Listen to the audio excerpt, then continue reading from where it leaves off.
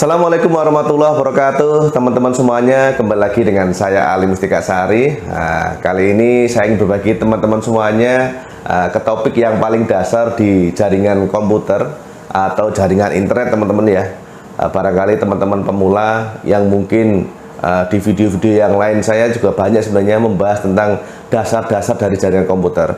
Tapi di sini nanti tujuan utamanya nanti adalah teman-teman di saat teman-teman mungkin mau menyebarkan internet dari rumahnya ke tetangganya, atau mungkin mau buat patungan dengan tetangganya, atau teman-teman mau menggunakan ini untuk bisnis internet atau bisnisnya ke arah wifi atau wireless ya. Nah, kalau teman-teman di sini mungkin nanti kedepannya mau full menggunakan HTB kayak gini ya teman-teman, atau di situ menggunakan kabel line, atau di situ teman-teman menggunakan OLT, atau teman-teman nanti migrasi dari HTB ke OLT, atau bisa juga teman-teman menggunakan jaringan udara, itu menggunakan wireless. Nah, yang saya sebutkan tadi itu sebenarnya itu cuma terbagi menjadi dua ya teman-teman semuanya. Di saat teman-teman itu ingin menyebarkan internet, itu konsep dasarnya awal teman-teman dipahami bahwa kita mau menyebarkan internet itu jalurnya cuma ada dua. Satu, menggunakan jalur yang kelihatan, atau teman-teman biasanya menggunakan kabel. Yang kedua adalah jalur yang nggak kelihatan atau jalur udara. Kalau saya biasanya kalau sudah ngomong jalur udara atau jalur wireless itu menggunakan jalur antar perangkat yang tidak ada kabelnya, itu menggunakan frekuensi, gitu. Jadi tidak ada kabelnya, nggak ada. Di situ udaranya kelihatannya bersih, tapi ternyata di situ ada frekuensi yang harus disambungkan antara perangkat satu dengan yang lain. Ini saya contohkan teman-teman ya.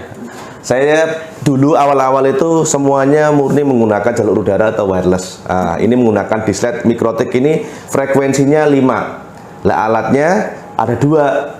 Satunya itu memancarkan, satunya untuk menerima. Itu menggunakan jalur udara ya.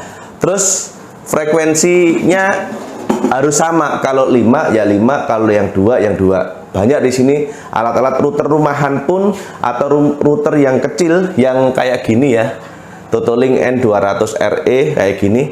Ini juga bisa untuk menyebarkan dan bisa ditangkap juga seperti itu. Nah, teman-teman semuanya, di saat teman-teman mau menyebarkan internetnya itu, nanti saya harus memilih yang mana, jangka panjangnya kayak apa, itu harus dipertimbangkan. Saya pernah bikin video di situ, pilih mana antara kabel fiber ataukah kabel LAN. Nah, di situ. Di saat itu juga saya juga ada video juga di situ tentang frekuensi 5, sekian, atau biasanya lebih tepatnya 5,8 GHz sama 2,4, itu nanti yang kayak apa. Terus juga di situ ada beberapa kabel yang biasa saya pakai dulu, itu nanti saya tunjukkan di link deskripsi juga teman-teman. Artinya di saat teman-teman di sini ingin menyebarkan internet, pilih jalur yang sesuai dengan keinginan teman-teman dan medannya itu disesuaikan. Di saat teman-teman murni full di situ menggunakan wireless, monggo silahkan. Menggunakan kabel LAN silahkan. Menggunakan fiber silahkan. Lah di fiber ini ada dua. Satu, teman-teman menggunakan HTB. HTB itu kayak gini ya. Nah, HTB atau media converter teman-teman semuanya. HTB berbagai macam merek di situ, atau di situ teman-teman nanti bisa menggunakan OLT, baik EPON maupun GPON. Dan itu nanti akan dibutuhkan salah satunya yaitu seperti passive splitter kayak gini, atau menggunakan yang rasio. PLC-nya itu nanti menggunakan rasio. Dan di situ teman-teman bisa digabungkan antara HTB maupun OLT, digabungkan menjadi satu. Sistemnya di situ bisa menggunakan hotspot ataupun menggunakan khusus rumahan atau dicampur. Itu banyak sekali, insya Allah nanti yang akan bahas di video yang lain ya teman-teman semuanya. Intinya di saat teman-teman di sini mau menyebarkan internet, pilih media yang paling cocok buat teman-teman semuanya. Mau digabungkan boleh, ataukah hanya cukup satu yang saya pilih, wireless semuanya. Dan itu semuanya juga ada kelebihan dan kekurangannya. Salah satunya kalau kita menggunakan jalur wireless atau jalur udara, itu biasanya paling banyak adalah interferensi. Dan biasanya juga itu adalah faktor alam. Kalau ini nggak usah kita bahas karena memang faktor alam itu sudah ada dari atasnya. Tapi yang paling penting adalah antar kita sesama pemain itu biasanya di jalurnya adalah jalur udara adalah masalah interferensi. Yang kedua, di saat teman-teman di situ sudah memutuskan jalurnya ya, jalurnya saya pakai wireless. Terus habis itu saya juga mau pakai kabel LAN. Wes saya campur semuanya aja.